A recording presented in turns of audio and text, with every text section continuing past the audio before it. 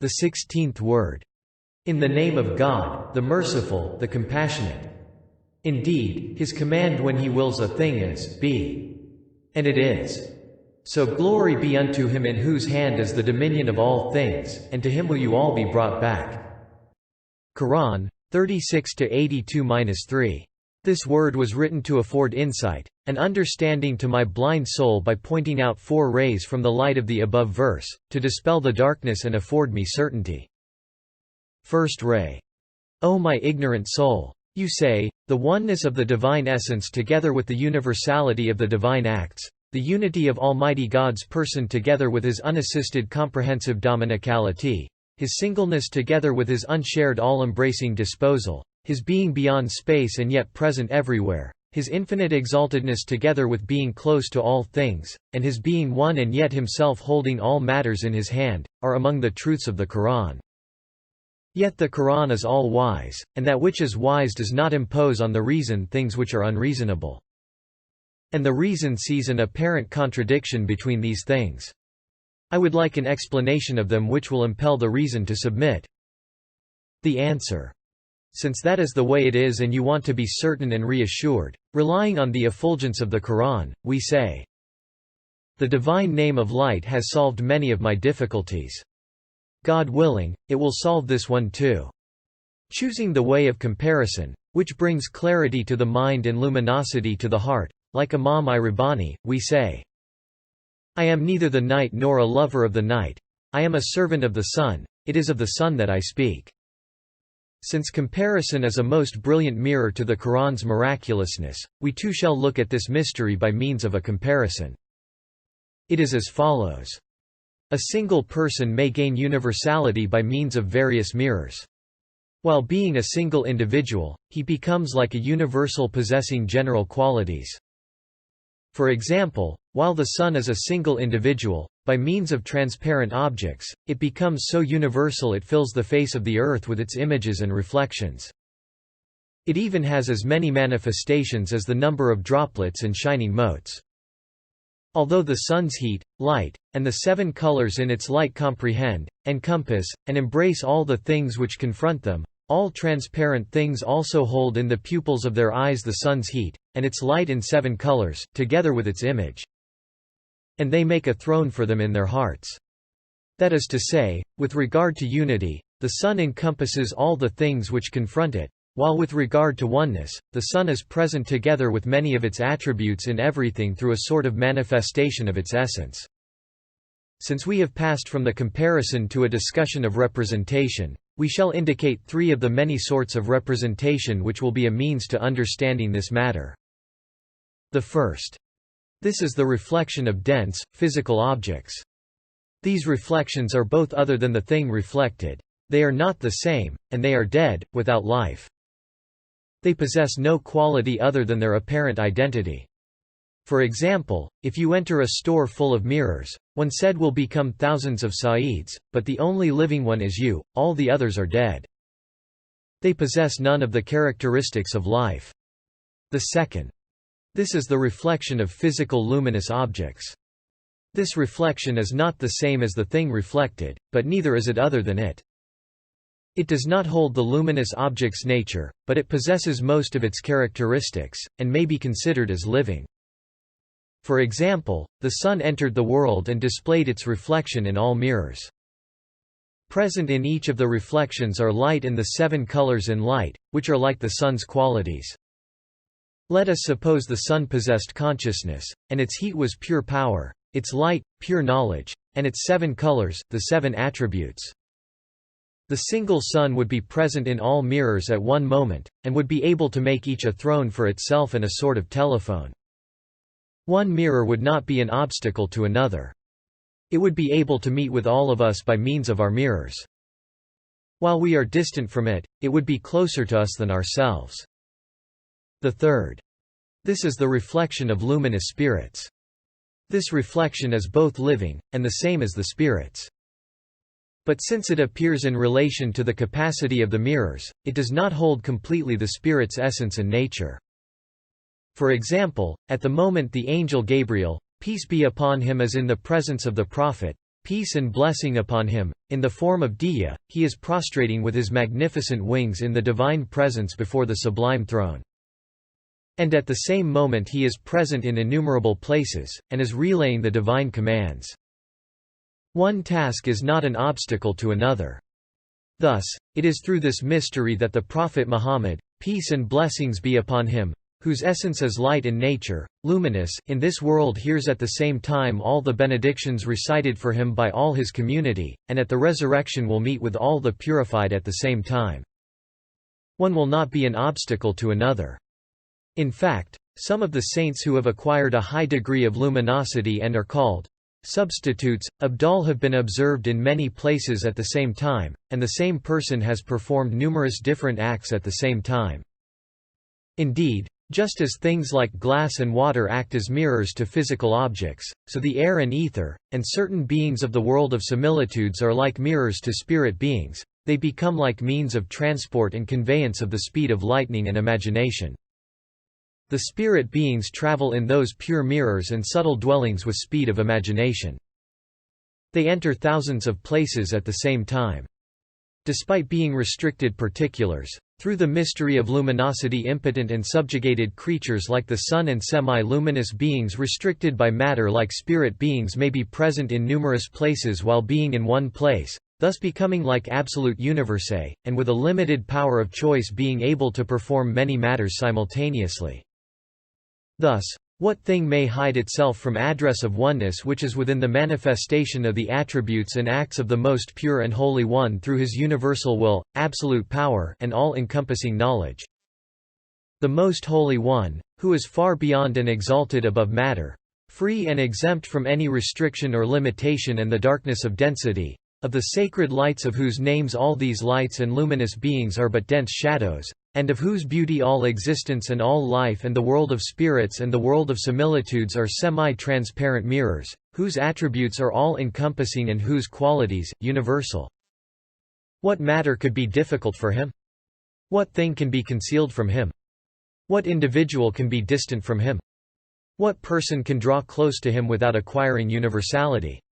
Although by means of its unrestricted light and immaterial reflection, the sun is closer to you than the pupil of your eye, since you are restricted, you are truly distant from it. In order to draw close to it, you have to transcend numerous restrictions and pass over many universal degrees.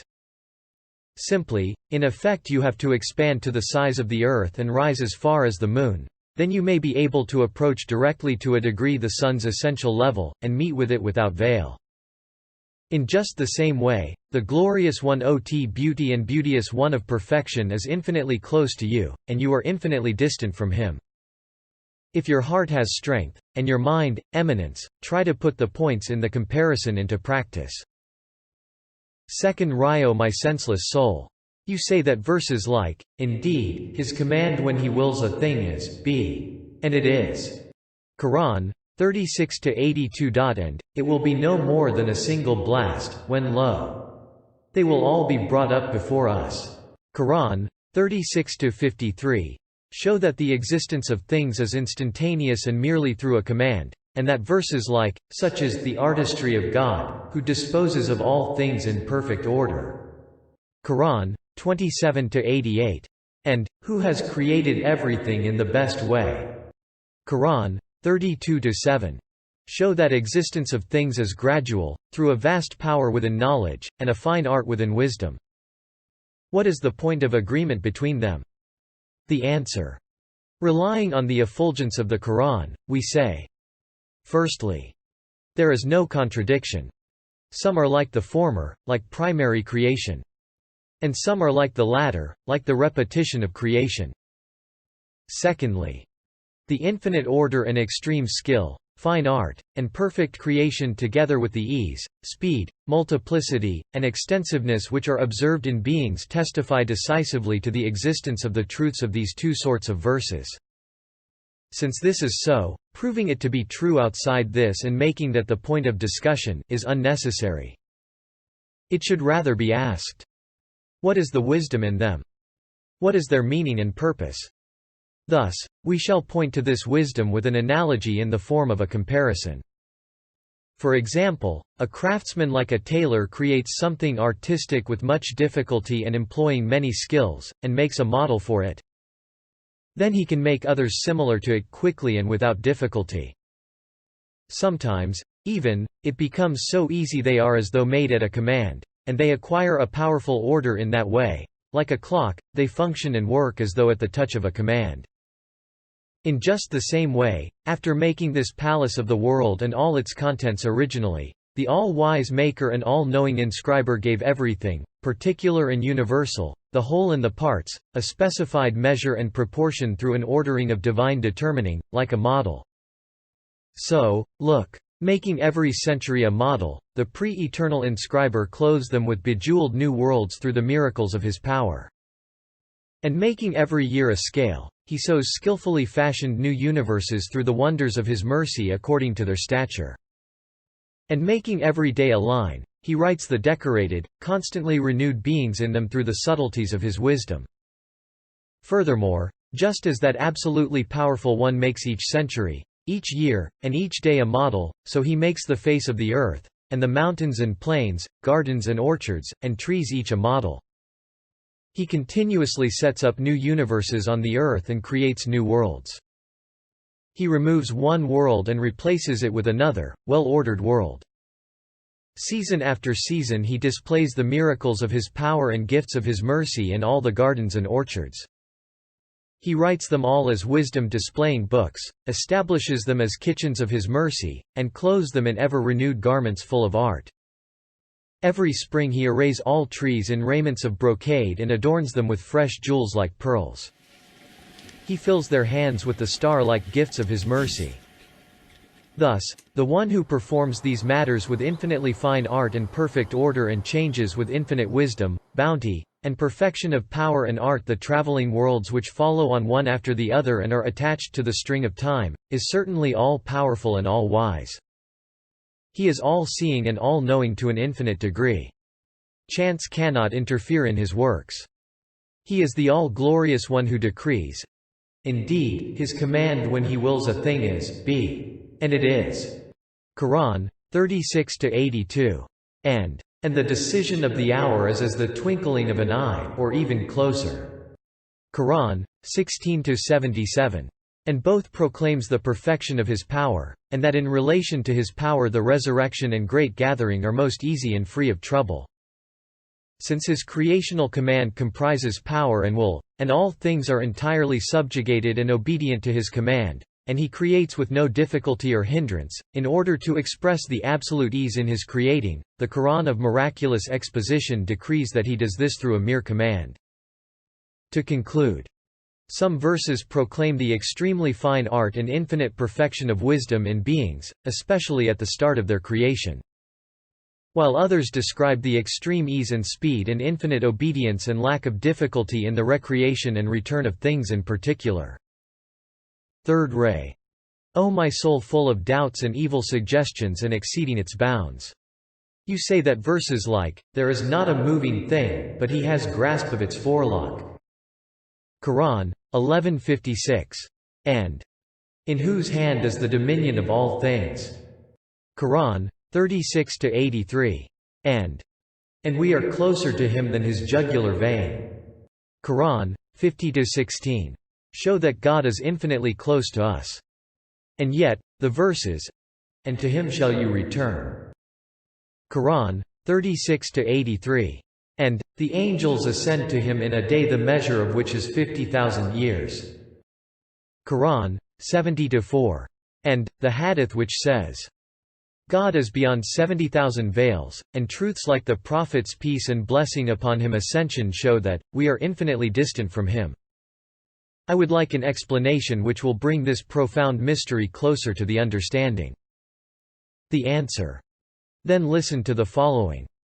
Firstly, at the end of the first ray we said that although with regard to its unrestricted light and immaterial reflection, the sun is closer to you than the pupil of your eye, which is the window of your spirit and its mirror, since you are restricted and imprisoned in materiality, you are extremely distant from it. You can make contact with it only through some of its reflections and shadows, and meet with it through a sort of its minor and particular manifestations, and draw close to its colors, which are like a category of attribute, and to its rays and manifestations, which are like a class of its names. If you want to approach the Sun's essential level and meet with the Sun's essence directly in person, then you have to transcend very many restrictions and traverse very many levels of universality. Simply, after abstracting yourself from materiality, becoming enlarged to the extent of the earth, expanding in the spirit like the air, rising as far as the moon and resembling the full moon, only then can you claim to meet with it in person without veil and to draw close to it to any degree. In just the same way, the all-glorious One of perfection, the peerless One of beauty, the necessarily existent One, the giver of existence to all beings, the eternal Sun, the monarch of pre-eternity and post-eternity, is closer to you than yourself. Yet you are infinitely distant from Him. If you have the power, put the fine points in the comparison into practice. Secondly, for example, and God's is the highest similitude, among many names, a king's name of commander appears in many spheres, one within the other. It has a manifestation and appearance in spheres extensive and narrow, universal and particular, from the universal sphere of commander-in-chief, to those of field marshal and general, then those of captain and corporal. Now, in his military duties, a private soldier holds as his authority the minor point of commandership manifest in the rank of corporal. He is in touch with and connected to the commander-in-chief through this minor manifestation of his name. If he wishes to get in touch with him through his essential name and meet with him through that title, he will have to rise from the corporalship to the universal rank of commander-in-chief. That is to say, the king is extremely close to the soldier through his name, decree, law and knowledge, his telephone and regulations, and if he is luminous like a saint who is an odal, with his presence in person. Nothing at all can be an obstacle or obstruction for him. Whereas the soldier is extremely distant. Thousands of degrees form obstructions, and thousands of veils intervene. But sometimes the king is compassionate, and contrary to his practice, receives a soldier into his presence and favors him with his grace. In just the same way, although the all-glorious One, the Lord of the command of, be. And it is, for whom the suns and stars are like his soldiers under orders, is closer to all things than they themselves, all things are infinitely distant from him. If you want to enter the presence of his grandeur without veil, you have to pass through 70,000s of veils of darkness and light, that is, material and physical veils and the veils of the divine names and attributes, rise through the thousands of particular and universal degrees of manifestation of each name, pass on through the most elevated levels of his attributes, and ascend as far as the sublime throne, which manifests his greatest name, and if you are not the object of favor and attraction, work and journey spiritually for thousands of years.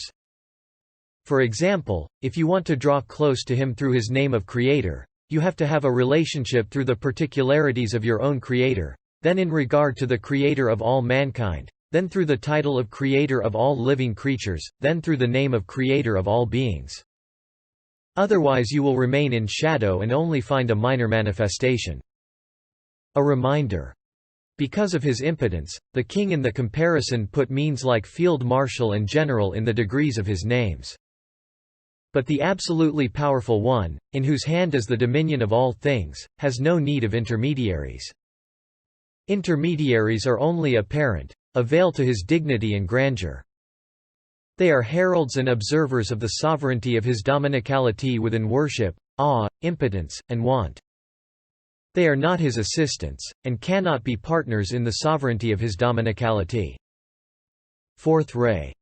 O my lazy soul! Like the soldier in the previous comparison was received into the royal presence, as a pure favor, the reality of the 5 daily prayers, which are like a sort of ascension, are a being received into the presence of the all-glorious One of beauty, the beauteous One of glory, who is the true object of worship, as an instance of pure mercy. Declaring, God is most great. It is to traverse the 2 worlds either in fact, or in the imagination, or by intention, be divested of the restrictions of materiality, pass to a universal degree of worship or a shadow or form of universality, and being honored with a sort of presence, it is to manifest the address of, you alone do we worship. everyone according to his own capacity. It is a most elevated attainment. The repetition of, God is most great. God is most great. In the actions of the prayers indicates rising through the degrees of spiritual progress, and ascending from minor particulars to universal spheres, and is a concise title of the perfections of divine sublimity which are beyond our knowledge. It is as if each, God is most great, indicates traversing a step in the ascension. To attain to a shadow or a ray of this reality of the prayers either in fact, or by intention, or with the imagination, is a great happiness. The frequent declaring of, God is most great, during the Hajj is for the above reason. For the blessed Hajj is worship at a universal level for everyone. Just as on a special day like a festival a soldier goes to the king's celebrations like a general in the sphere of general, and receives his favors, in the same way, a Haji, no matter how lowly, is turned towards his sustainer under the title Mighty Sustainer of every region of the earth, like a saint who has traversed all the degrees. He is honored with universal worship. For sure, the universal degrees of dominicality opened with the key of the Hajj, and the horizons of the tremendousness of Godhead which are visible to his eye through its telescope, and the spheres of worship which gradually unfold to his heart and imagination through its observances, and the heat, wonder, awe, and dread of dominicality caused by the levels of sublimity and last stage of manifestation, can only be quietened by, God is most great. God is most great. And those observed or imagined unfolded degrees can only be proclaimed by it. After the Hajj, this meaning is found in various exalted and universal degrees in the festival, Eid prayers, the prayers for rain, and those recited at solar and lunar eclipses, and in prayers performed as a congregation. Thus, the importance of the marks and observances of Islam, also even if of the category of Sunnah, lies in this reason. Glory be unto the one who has placed his treasuries between the Kaf and the Nun. So glory be unto him in whose hand is the dominion of all things, and to him will you all be brought back. Quran 36-83. Glory be unto you, we have no knowledge save that which you have taught us, indeed you are all-knowing, all-wise. Quran 232. O our Sustainer! Do not take us to task if we forget or unwittingly do wrong. Quran 2-286. O our Sustainer! Let not our hearts deviate after you have guided us, and grant us mercy from your presence, for you are the granter of bounties without measure. Quran 3-8. And grant blessings and peace to your most noble messenger, the manifesta of your greatest name, and to his family, and companions, and brothers, and followers. Amen. O most merciful of the merciful. A short addendum. The all-powerful and all-knowing One, the all-wise Maker, shows his power and his wisdom and that chance can in no way interfere in his works through the system and order his rules and practices in the universe demonstrate in the form of laws. So too, through exceptions to the laws, the wonders of his practices, superficial changes, differences in individual characteristics, and changes in the times of appearance and descent, he shows his volition, will, choice, that he is the agent with choice, and that he is under no restrictions whatsoever. Thus, rending the veil of monotony, and proclaiming that everything is in need of him every moment for everything in every way and is obedient to his dominicality, he dispels heedlessness, and turns the gazes of man and jinn from causes to the producer of causes. The statements of the Quran look to this principle. For example, in most places some fruit-bearing trees produce fruit 1 year, that is, it is given to their hands from the treasury of mercy, and they offer it. Then the following year while all apparent causes are present, they do not take it and offer it, that is, they do not produce fruit. Also, for example, contrary to other necessities, the times rain falls are so changeable that it has been included among the 5 hidden things. 18 For the most important position in existence is that of life and mercy. And rain is the source of life and pure mercy. Thus, the water of life and rain of mercy does not enter under a monotonous law, which is a veil and leads to heedlessness. Rather, the all-glorious One, who is most merciful and all-compassionate, and the bestower of bounties and giver of life, holds it in his hand directly, without veil, so that the doors of supplication and thanks will all the time be left open. And, for example, The giving of sustenance and determining of particular features are works of special favor, and their occurring in unexpected ways shows in excellent fashion the will and choice of the sustainer.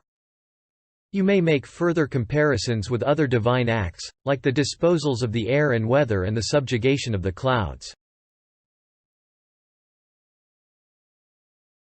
You can subscribe to our channel by clicking on the profile picture.